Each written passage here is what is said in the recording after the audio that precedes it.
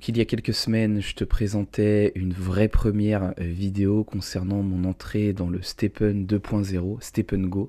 Après l'avoir boudé pendant plusieurs mois, j'ai décidé d'y aller fort, car selon moi, c'est là où on peut gagner davantage et c'est aussi là où FSL met l'accent et qui a le plus de potentiel à long terme, même si je reste amoureux de Step'n OG, mais malheureusement, il ne s'y passe plus grand chose.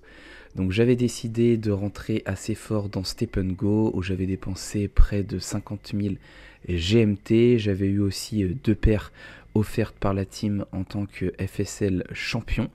Et du coup, ça me faisait un bag avec 5 paires à burn, 5 paires pour mes hausses, une paire principale et 2 par an pour mint. Donc afin d'essayer d'être un petit peu structuré dans cette vidéo et ne pas partir dans tous les sens, j'ai décidé de découper cette vidéo en 3 parties.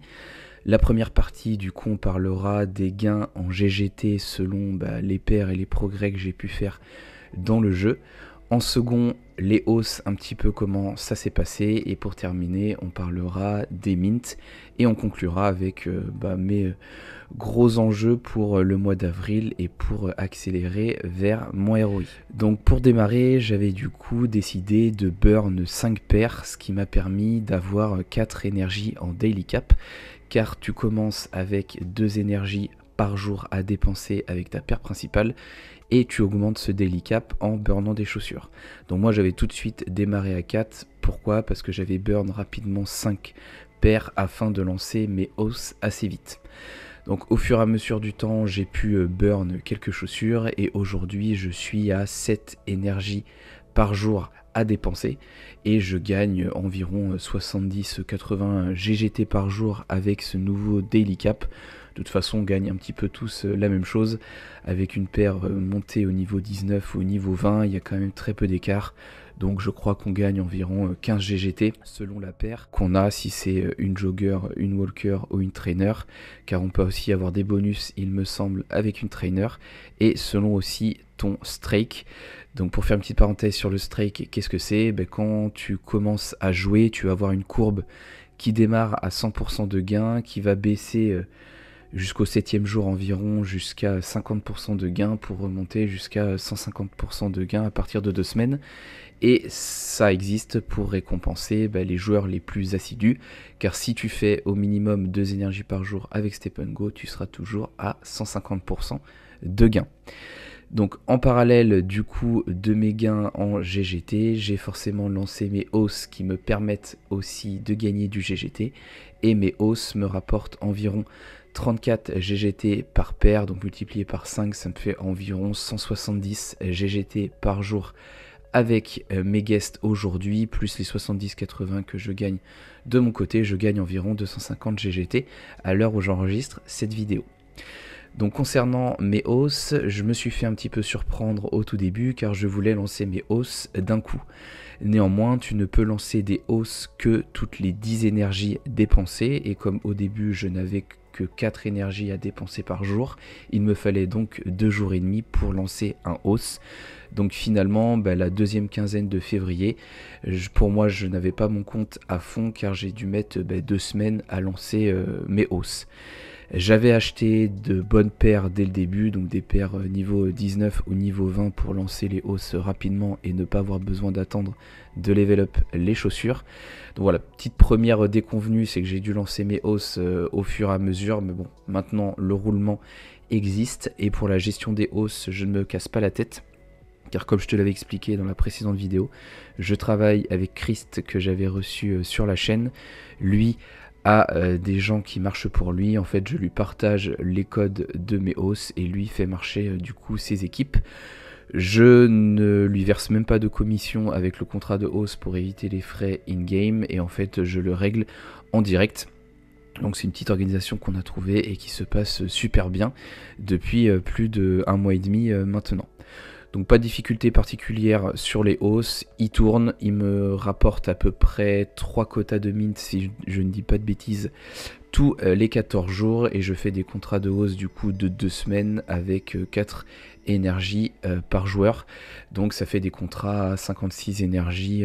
Et le dernier chapitre du coup ce sont les mints car sur Step Go tu vas majoritairement gagner de l'argent avec les mints, et c'est pour ça que j'avais décidé de me lancer assez fortement sur Step Go, parce que si tu veux mint beaucoup, il faut gagner beaucoup de GGT, donc avoir une bonne paire principale et pas mal de hausses. Si tu veux mint beaucoup, il te faut des quotas de mint, et les quotas de mint, tu en gagnes plus avec tes hausses, donc il te faut aussi des hausses. Et pour mint énormément, il te faut aussi pas mal de chaussures, et c'est pour ça que j'avais commencé le mois ou l'aventure avec 2 paires par an. Néanmoins, je me suis vite trouvé limité, parce que 2 paires par an, tu as une chaussure droite, une chaussure gauche. Je décide moi de minter mes paires à 3 reprises avant de les burn, mais en n'ayant que 2 paires, le temps d'avoir un enfant, de monter de niveau, d'avoir le deuxième enfant, de le monter de niveau en espérant que tu aies une chaussure droite, une chaussure gauche à chaque fois, ce qui est littéralement impossible, j'allais me retrouver bloqué et mon cycle de mint allait être moins efficace. Donc durant tout le mois de mars, en fait, j'ai accumulé des paires, et j'ai aujourd'hui entre 6 et 7 paires par an pour mint. Pourquoi autant? Parce que ça me permet du coup d'avoir pas mal de chaussures d'un côté, et si j'en ai un petit peu moins de l'autre, je suis quand même tranquille. Imaginons j'ai 5 paires gauche, une paire droite, je peux quand même continuer de mint. Si je veux par exemple vendre une paire gauche pour acheter derrière une paire droite, ça me permet d'avoir un fonds de trésorerie assez important et de continuer quand même à mint. Et pour monter les niveaux, j'essaye de les optimiser au mieux, c'est-à-dire que tous les petits niveaux, je les monte dans la journée, parce que je peux monter les niveaux toutes les heures, toutes les 2 heures, toutes les 3 heures, etc. Et tous les gros niveaux, niveau 8, niveau 9, niveau 10, parce que c'est à partir de niveau 10 que tu peux mint, je les monte pendant la nuit pour perdre le moins de temps possible. Donc c'est pour ça que j'ai pas forcément énormément cash out sur le mois de mars, c'est parce que j'ai accumulé entre 4 et 5 paires tout au long du mois, sachant que quand on a démarré le mois, les paires étaient environ à 5000 GMT, aujourd'hui on est plus à 3500, 4000, donc ça fait quasiment 20 000 GMT que je n'ai pas pu cash out en accumulant des paires. Mais si je n'avais pas accumulé autant de paires, je n'aurais pas pu cash out autant. Donc l'un dans l'autre, c'est pas vraiment non plus un manque à gagner de 20 000 GMT. Donc depuis tout à l'heure, tu vois tous les mints que j'ai pu réaliser durant le mois de mars. Donc ce qui est chouette, c'est que moi je m'ennuyais pas mal sur Step OG ayant arrêté d'ouvrir les Mystery Box. Là environ tous les 2-3 jours je mint, donc ça rajoute un petit peu de piment au jeu. J'ai eu de la chance à 2 reprises, car j'ai mint une trainer qui va être ma paire principale, sachant qu'une trainer ça valait à l'époque, j'ai pas revérifié, mais à peu près 2 fois le prix du floor price, mais j'ai décidé de la garder pour avoir une trainer qui est un petit peu mon rêve, car je n'en ai pas eu depuis que je joue à Stepen. Et j'ai aussi eu un double mint, et un double mint du senior, parce que j'ai eu 2 walkers, une niveau 9.9 et une niveau 10, c'était assez incroyable, et celles-ci je les ai revendues avec un petit profit, afin de commencer également à cash out, parce que c'est quand même ça le plus important. Donc ce mois-ci, je vais délaisser ma paire Jogger niveau 20, je vais la donner un hausse, et puis je vais vendre celle que je récupère qui est un petit peu moins performante. J'ai ma Jogger niveau 88 et je vais l'échanger contre une Jogger qui est niveau 79.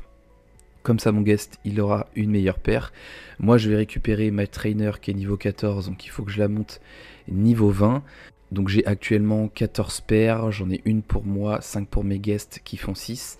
J'ai une paire qui m'avait été offerte qui est lock et qui ne peut plus mint, que je peux plus prêter, qui sert à rien, ce qui me fait cette paire, et j'ai du coup 7 paires par an au moment où j'enregistre cette vidéo pour faire mes mints. Donc la stratégie c'est de continuer de faire des mints, de brûler les paires qui ont 3 mints et éventuellement de vendre les bonnes paires pour avoir du coup du profit et commencer à faire mon ROI, ou du moins à l'accélérer, car j'ai commencé en mars malgré tout à cash out un peu plus de 500 USDC.